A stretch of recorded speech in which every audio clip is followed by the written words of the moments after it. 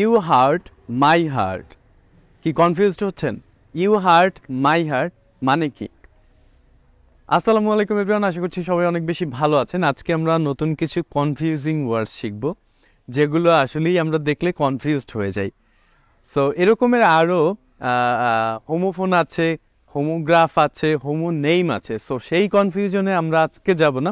আজকে আমরা নতুন কিছু কনফিউজিং ওয়ার্ড শিখব। হোমোফোন, হোমোনেইম, হোমোগ্রাফ সম্পর্কে অন্য একটা ভিডিওতে আমরা ডিটেলসে জানব। সো আজকে যেই ওয়ার্ডসগুলো শিখব, প্রথমে যেই সেন্টেন্সটা বলেছিলাম ইউ হার্ট মাই হার্ট, এখানে কিন্তু হার্ট কথাটা আমরা দুইবার বলেছি। একটা হার্ট HURT, এই হার্ট মানে হচ্ছে ব্যথা দেওয়া, আর HEART এই হার্ট মানে হচ্ছে হৃদয়।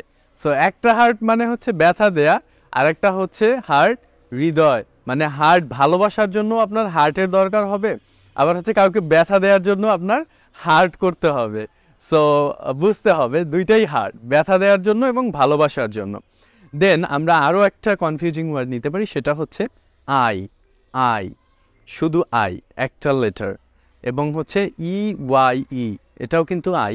সো আই মানে আমি, আর এই আই মানে হচ্ছে চোখ।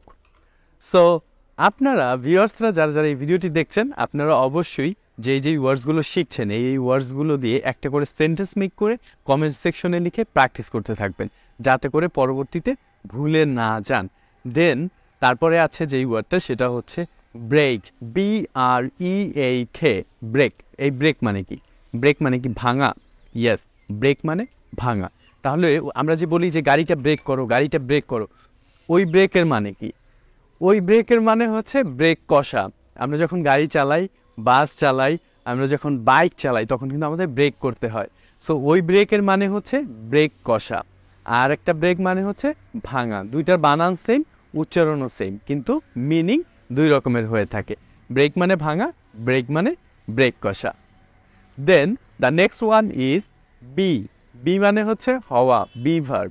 আর একটা বি মানে হচ্ছে মৌমাছি। দুইটার উচ্চারণ কিন্তু সেম একদম, বাট বানানটা আলাদা। BE, এই বি মানে হচ্ছে মৌমাছি। আপনারা বি দিয়ে এবং বি মানে মৌমাছি দিয়ে আপনারা কমেন্ট সেকশনে সেন্টেন্স লিখে প্র্যাকটিস করতে থাকুন। এর মধ্যে আমরা আরও একটা ওয়ার্ড শিখব, সেটা হচ্ছে বাই মানে কি? মাধ্যমে নাকি বাই কেনা? Yes, BY, by. এই বাই মানে হচ্ছে মাধ্যম, ঠিক আছে? এই বাই মানে হচ্ছে মাধ্যম। যেমন আমি এখান থেকে চট্টগ্রাম গিয়েছিলাম ট্রেনে করে, I went to Chittagong by a train. আর BUY যখন আমরা বলবো, এই বাই মানে হচ্ছে ক্রয় করা বা কোনো কিছু কেনা। আপনি যখন কোনো কিছু কিনবেন তখন হচ্ছে BUY, I want to buy a shirt, আমি একটা শার্ট কিনতে চাই। দুইটার উচ্চারণ কিন্তু সেম, বাট হচ্ছে ইউজেস আলাদা, মিনিংও আলাদা। সো আপনারাও এভাবে কমেন্ট সেকশনে সেন্টেন্স মেক করে প্র্যাকটিস করতে থাকুন। সো দেখতে থাকুন, শিখতে থাকুন, সলভ ইংলিশের সাথে থাকুন।